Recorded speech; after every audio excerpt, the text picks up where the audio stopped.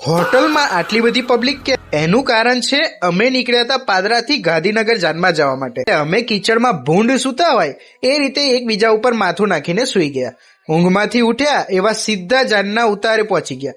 વરરાજા જોડે થોડું બેઠા, એમાં એમનો મિત્ર વરરાજા માટે આવેલી ચા વરરાજા સુધી પહોંચતા પહેલા જ ઘટઘટાઈ ગયો. અને આ અમારો મિત્ર જેને મેરેજમાં કેમેરો ઉછાકવાનો ઓર્ડર મળ્યો હતો. વરરાજાને ઘોડા ઉપર બેસાડી બધાએ મસ્ત ઠુમકા લગાવ્યા.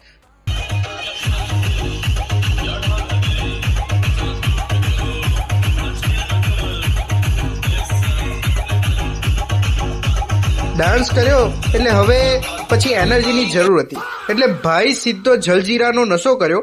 હવે એનર્જી ફૂલ આવી ગઈ હતી એટલે કરના કુવાની જૂની પ્રથા મુજબ માંડવેથી વરરાજાને ટેક ઓફ કરાવી અને માયરામાં એમનું સેફ લેન્ડિંગ કરાવ્યું. ગીત સાંભળતા સાંભળતા અમે પણ અમારી સીટ લઈ લીધી. અહીંયાની ચા એટલી મસ્ત હતી કે હું પીતો નતો છતાં 2 વાર પીધી. એક બાજુ કન્યા આવી, બીજી બાજુ આઈસ્ક્રીમ આવ્યો. અમે આઈસ્ક્રીમને માન આપી એક આઈસ્ક્રીમ ઉઠાવી લીધો. ખાસી તો થતી હતી જ, પણ આઈસ્ક્રીમને ના પડાય એટલે મસ્ત આઈસ્ક્રીમનું બચકું ભર્યું અને હું બની ગયો આઈસ્ક્રીમનો બિગ ફેન.